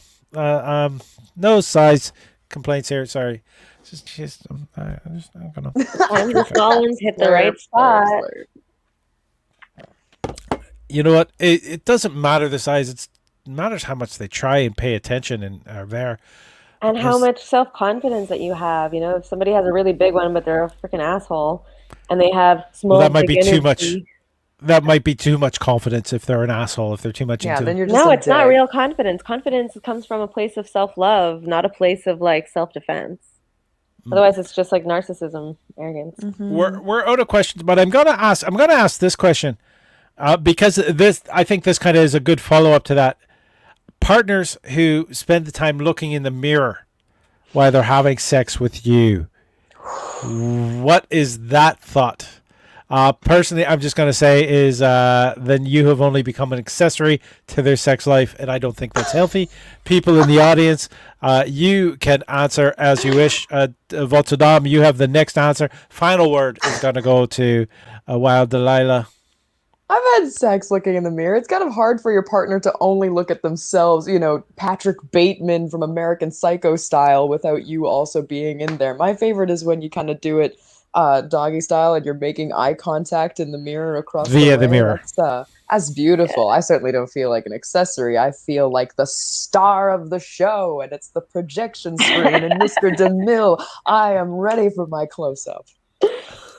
Oh my god, that's amazing. I'm literally both of you guys combined at different moments because you're both like the dichotomy versions of me on different days, you know? Some days, like if I'm doing it and I'm looking in the mirror and I look at him and he's looking at himself and he's like, yeah, like checking out his buckles and stuff like that. I'm just like, hey, pay attention to me. Um, and then other days, I don't even care what he's doing because I'm looking at myself, being like, oh shit, yeah, those abs are really toning. Like that's looking good. It's like watching a porn starring me. It's great. Yes, exactly. And especially when you're looking at it and you're just like, shit, all the hard work I've been doing has been paying off. Like that's nice, you know? All right, I've just opened up the emergency bottle of gin. So if we get any more questions, we are going to be continuing the show. Emergency bottle. The emergency bottle has been finished my second glass. So you're off to get some more beer? Is that? It's not beer. It is rum and water. Oh, rum.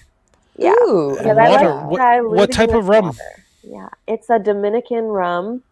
I kind of have to tell this. Can I tell the story? Because it's ridiculous. And it's from like 3 years ago, this bottle. It was given to me as a consolation prize that some guy won after, in those like all-inclusive resorts, they have these like themed nights every night where they're like, and come on down. And then they like pick random people from the audience. So anyways, I was there for a friend's wedding and she had her entire family and like 20 of her friends there. And this one day they pick people randomly from the audience. And it was this guy, her brother, who goes up on stage and he's competing for like a Mr. Muscles pageant or something like that. And so they're pulling random people out. These like 4 or 5 guys are backstage, right? They don't see what's going on. And the first challenge that these guys had to do was do a strip dance to a random woman that they select out of the audience. Well, long and behold, the person they selected from the audience just so happened to be his mother. Yep. His mother was. Nothing says sexy except for like strip dance at a family occasion. All right. No, this was ridiculous. So he comes out of the curtains all sexy, and he sees it's his mom. He's just like, oh, and she's just like, come on, don't be scared. And he comes and he starts doing the dance and stuff, and she's smacking his butt. Like it's so weird. Like she hasn't done that before. Right. And he didn't even win. Like he got that bottle as a consolation prize. The first place winner won like a dinner and T-shirts and all this other stuff. And he was just like, I didn't even win. And how did you get the bottle? He gave me the bottle. I slept with him. Oh. Better you than his mom, I suppose. I suppose. And that's my cue. All right, and Christopher Murtaugh saying, I vote that we get Miss Delilah to get up and go get a drink and then realize that she needs ice and get up and get after that. Let's get that out of the way. There we are. There she's unplugged and she's muted herself, so we couldn't hear that witty comment. She goes. There we are. Oh my goodness, that top is so much smaller than we thought, and it's so glittery. Wiggle, wiggle, wiggle. Oh my goodness, that is gorgeous. I did. You know what? There's worse jobs to have. DIY Muggle Guy wants to know what type of water. Christopher Murtaugh is saying it's so hard to put a mirror on the ceiling, but it is worth it. And the thing is, it's so cheesy. I'm not saying like. Christopher again is oh my goodness. I think I used the punctuation there properly. When I'm talking about people who are looking in the mirror at themselves alone while they're having sex with a partner, those are the people that I'm saying are just a tad bit too narcissistic. That the person that they're with is only. Happen. Oh, it happened. We got mentioned in the film version of it as American Psycho. Yes, precisely. That's what I mentioned. Right, Christian Bale. He actually, he's only staring at himself. So whoever he's with, it could have been a person. It could have been a fleshlight. It could have been his hand. Yeah, it made no fucking poor difference. Ladies of that film. Did you ever see the sequel they made with Mila Kunis? I think there's a lot less sex in that one. No, really, I did not see that. I did. There's another show that talks about movies called Battlecom that my manager produces, and one of the things it was Christian Bale was award winning for. She's back and she's going down. She is back. Amazing. But they said Christian Bale did a huge transformation for The Machinist, and I personally thought that his best transformation is any film other than American Psycho, just because of how he's acted on set. Brigitte Kang is saying, sorry, babes, I was doing a tech run through, but I'm popping in to say I love you all. We love you too, Kaya Coco. Mwah! We love you, Big Kaya. kisses. Bashak is saying, Christopher, it's not the 80s anymore. I think somebody's age shaming for the oh my goodness of watching the fantastic Wild Delilah get up. DIY Muggle guys, I'm really trying to rid myself of dad jokes, but it just gets worse. Oi, it's okay. It's okay, DIY Muggle. Dad jokes are still jokes. They're just aimed at a different audience. Constantine. Oh, he's throwing in another question here. What is the most What quality is most arousing in a man or woman for you? And we get a bisou bisou from Brigitte Kang. Votre Dame, you have the hot seat. What quality is the most arousing in a man or a woman for you? Or if you want to give it for either. A sense of humor. Absolutely. You need to find me funny. Obviously. That's a good one. I like that. So you're both on the list. I'm stealing that one. Mine now. Nobody's got here. Well, I think the qualities that I find really attractive for men and women are different.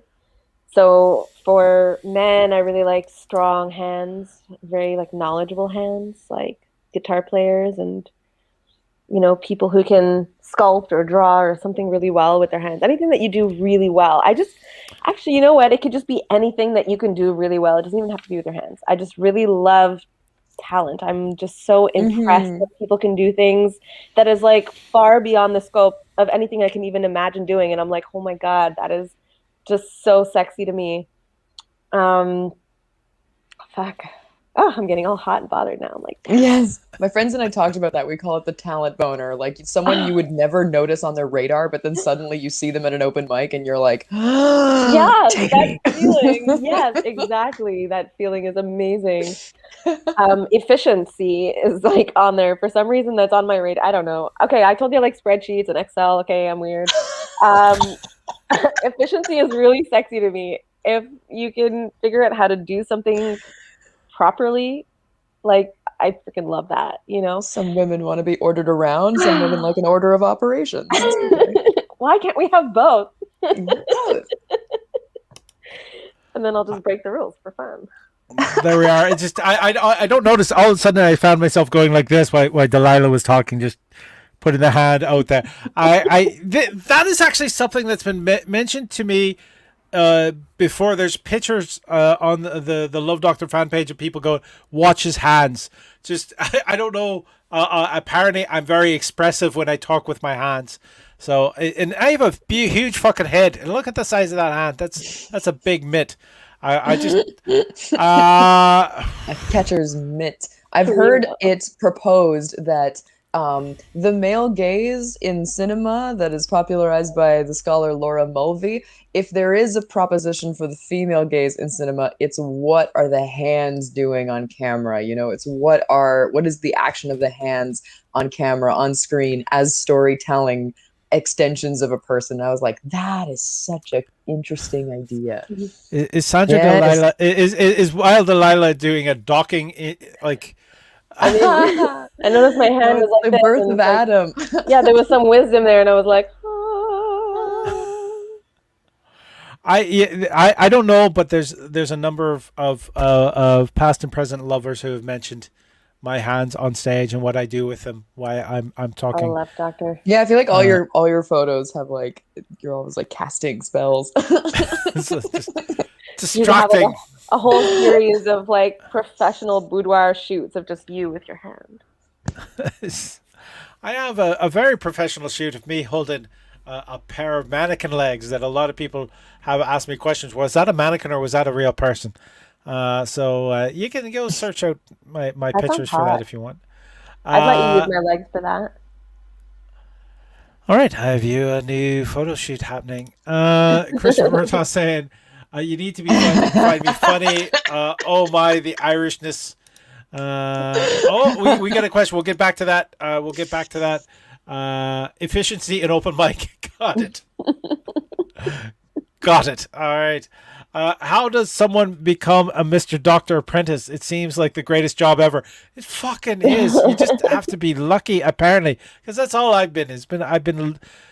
I try do my best to be as honest and sincere as I possibly can be, and this is the lucky love of a life that I'm living at this moment. Wow, that was a tongue twister. Say that again. This is the luckiest. What is it? Living of a life that have at this moment. There's another L in there. I can't. Christian Major says, "Sheesh, as a professional boring person who is by trade and training an efficiency expert, you just gave me hope." And Bod News Hughes is saying voguing. So I did a bunch of things while my face was hidden. So it's there. So Vogue. All right. So we had a question that has come in here. What is your MBTI personality type? And what are your fave types to date? Good question. Oh shit! If I can remember, it's been a long time since I've taken the test. INTJ. Does that make sense? Yes, Yeah. it does. I don't know what they stand for though. I know the last one is J for judging instead of perceiving. Yeah, Introverted versus extrovert. Hold it. Constantine says it's time for a shimmy. I'll tell you when it's time for a shimmy. How do you like that? Boom! I think Constantine has just been told. The best answer is ENFP. Surprisingly, I have the I for being an introvert. You can't have a best answer. Like, there's not one best answer. Everybody has their thing. Myers-Briggs kind of bores me, and it's weird because I'm such like an astrology bitch, and I know that's basically the same thing, like just put people in these little meat boxes, You know what I figured out recently is myself, a number of my partners, and my family. All of the births are in a certain like 2.5 month period. And that just makes me feel that my family has a rutting season. Just saying. Family rutting. What we're rutting? Rutting is breeding. Family rutting. I mean, like you can have like a holiday for that you just make for your own family, and like you don't even have to tell people what it really is, but you're just celebrating it every year. Yeah, I'm not sure if that wants to be something that I invite my family to. So it's rutting season for my entire family. But I don't want them there at the party. Oh, you want them there. You just tell them it's for something else. And be like, I just felt like throwing a party every year on the same date. Am I trying to kill the future generations? Is that what you're suggesting? Is that birth control? Is like have us surrounded by family so we end up not breeding? Please, not breeding. You do it in a special place where there's tents everywhere. What? Who doesn't like tent sex? You do. It is starting to sound more and more like my Irish family's pig roast reunions that we have. So. That sounds really fun. I'll be your plus one day. All right, I'm good for barbecue. Let's say, and I'm not related to. Oh, I could be related to your family. You never know with the Irish. That's the fun thing about Ireland, though. If you're Irish, don't go to Ireland to meet someone because, like, your chances of finding someone who is you're not related to is hard, and like I know I'm like good looking and talented and funny, so if I find someone like that in Ireland, it's like, well, fuck, it's probably like a 2-place remove. It's only a 2-place remove. I can't, so this is not the place for me to go there. So there's a lot of inbreeding in Ireland, I see. They have a term where they describe first cousins as kissing cousins, and I was like this guy asked us, like me and my cousin, like, oh, sorry, are you kissing cousins? And we were like, what?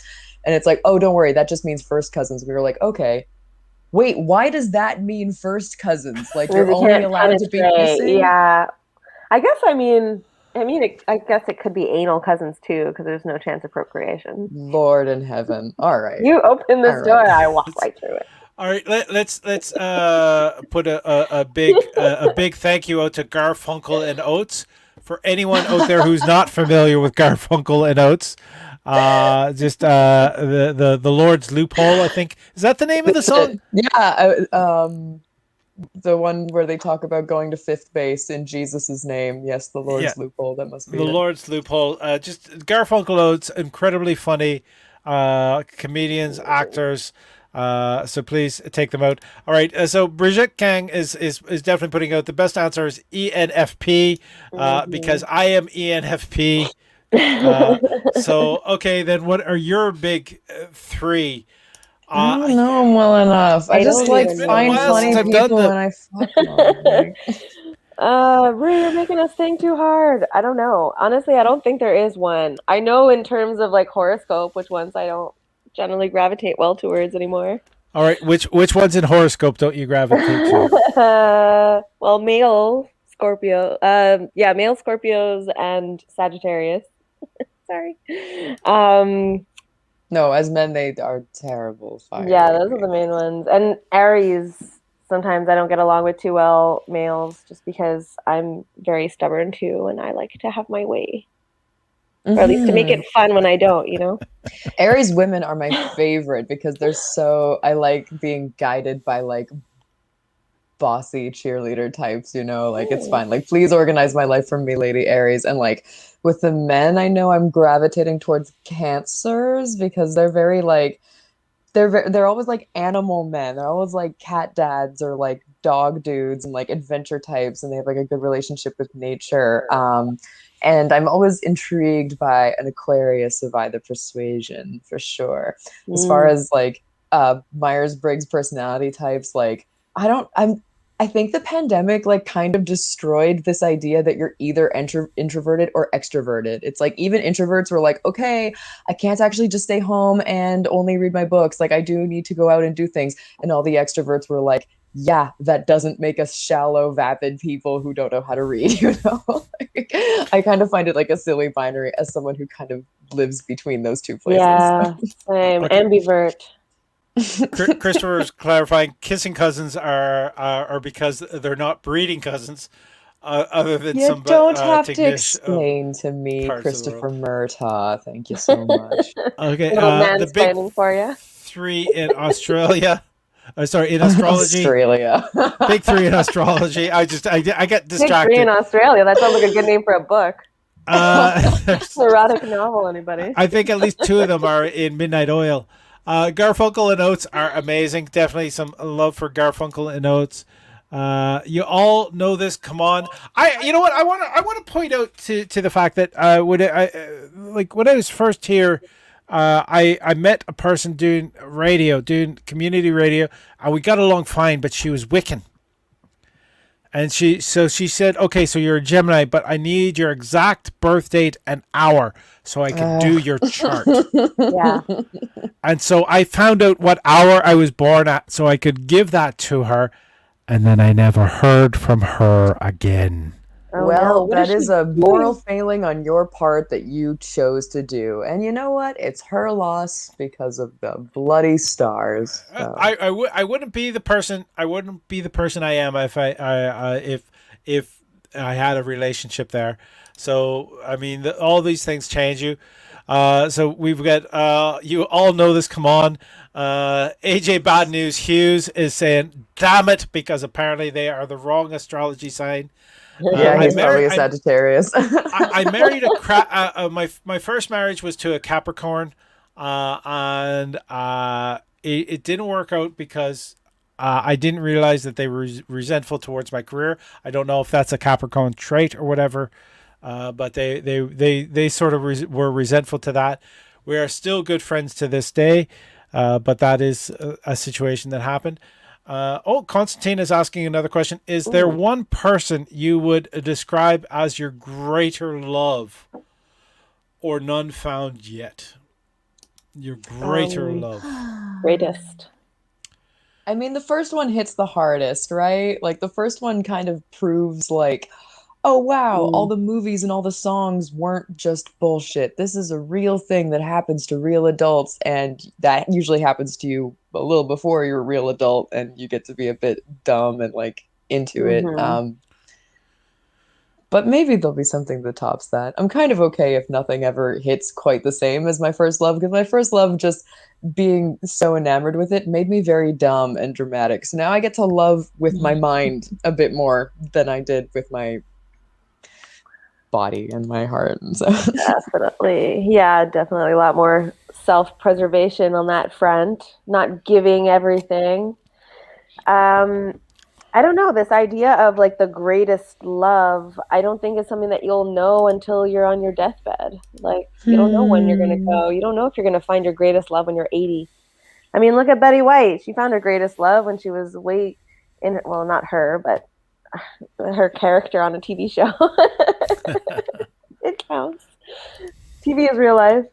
I just think like we shouldn't define ourselves by hierarchizing or whatever all of our experiences and our loves as who's the best and who's the worst. I mean, there's probably going to be lessons that you're going to learn in every experience that you're not even going to realize you learned until many years later. So like anything that you're going to assess as being valid today could change 5 years from now, 10 years from now, 50 years from now. And I was going to say the same thing about the Murphy Mayer Briggs, whatever that guy, that test at the ENFJ and all that stuff. Oh, right. Like we're always changing, and we're it's like taste buds. You can't just be like, oh, I hate eating that because the last time I ate it, I was 5 years old and I didn't like it. Turns out I do like walnuts, and now it's like changing my life. Like, you don't know. Oh, walnuts are amazing. Right? I know. Like, I discovered this last week. I'm like, where the fuck have I been? All right, Christopher is rather confused. We're talking astrology. Again, it's not like I know a lot about astrology. His eyes. I think he's a bit done with it. Yeah, I definitely understand that completely, Christopher. But the question that we have now here is the greatest love. When you're young and you're new to it, the passions can be far more, because there's nothing really to compare it to, can be far more exceptional, far more engrossing. Yeah. I think I don't want to say it's my greatest love, because I've felt love and been loved and loved, I would say, as equally, if not greater, since then. But I did date a masochist who nearly broke me, because what they enjoyed was so much more than I consciously wanted to give them. And I know that I'm probably dropping a little bit too much knowledge here, or a little too much real, but that was the thing. And the thing is, I loved and cared for them so much that I wanted to give them what they wanted, that I ended up feeling broken afterwards. And the relationship ended, and I did not deal with it well, because I couldn't deal with it well, because it was emotions beyond my ken at that point. And we have since been in contact. We have since become friends. But at the same point, it was realizing that I couldn't give them what they truly wanted. Was a hard thing to believe when I had such a deep emotional connection to them. Since that time, I have met fantastic women that I've had fantastic relationships with, that were less challenging to my moral sensibilities, that I've been able to enjoy, and we've enjoyed each other. And I think that is a fantastic thing as well. But that relationship, because it was so young in my formative years, made a huge impact on me and what I was willing to accept and do in a relationship. Yeah, I think that's important. And these are the reasons why we have to go through those bad ones, like, I mean, unless you're one of the lucky few who finds their first love becomes like the longest lasting one. But even then, you don't know. Like, a life is long when you look at it. If we're living, let's say, hypothetically 90 years on this planet, and you're with your love for the first like 30 or 40 years, eventually you might have to get back out there, or you might have to learn how to live without it. And there are lessons, even when the love is so great and you lose that love.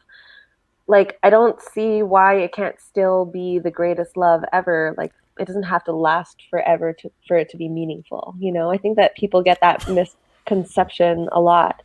I like this idea of like memory bubbles, everything kind of living in its own little thing, and they're everywhere, and you can relive them, and they're beautiful. And yeah, I might have only lasted a week here, or 2 weeks here, or a month here, but they don't have to last forever to be impactful and to have changed the course of your life in some way.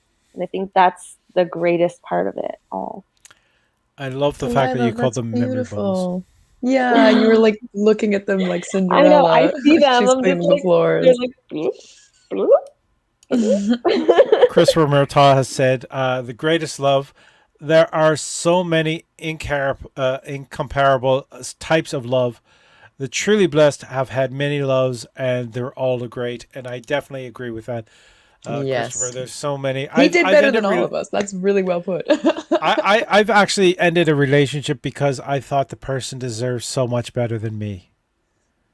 And that was a hard thing to end. Because, and they were not in agreement. And I felt like shit for a long time because I still love that person.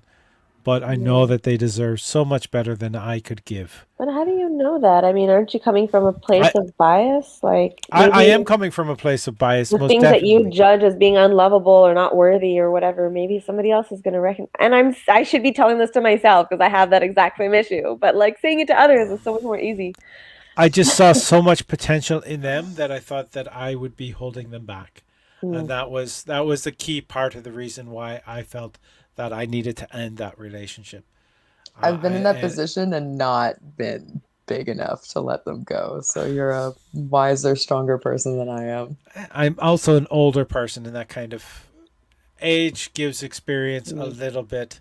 Yeah. At the same time, I do want to point out probably the greatest relationship influence on me, on most people, would be the relationship that their parents have. Yeah. And my parents were married for well over 60 years. Wow. And my mother passed first, which my father had difficulty dealing with. But a week before their anniversary, the first anniversary they would have spent separated, he had a stroke. And because they could not be apart for their anniversary. Oh, you're giving me That's goosebumps. so sweet. Oh my goodness. And I think at this point we are at the end of the questions, and I'm just going to end that on a moment of love and lifetimes. I wish we could people hug together. I would like. I am squeeze so my- much of a hug slut. Shall so we have just- a solemn shimmy? One last Solemn, one for the very end of the solemn. show. Slow motion. for Constantine, if not for Solemn me, show. if you see a tear drop out of the sunglasses, that's just moisture. Thank you both for being part of the Love Doctor live stream, episode 55. Oh shit! We haven't done the draw yet. We have a draw. We have a giveaway. Let's draw. I thought you were gonna say like I forgot to press live. No, I was like, Well, people have been commenting. So yeah, I was like, wait. would have been magical if they have been. You can able tell I to- don't drink very often. Yeah. I'm if you didn't rather press live, enjoying then the that must fact. have been Santa Claus. I'm Jewish. I don't even get to celebrate that. Oh, let's face it, Santa Claus is very, very much a commercial holiday at this point in time. I know. So here but we it's go. fun. Lights and presents. 6:55. Let's do the nice little draw. Have you seen this yet? This is new. No, I have not. All right, this is from the You're so people at jazzed about StreamYard. your new Again, function. they're not sponsoring the show. The pricks. Let's put this up.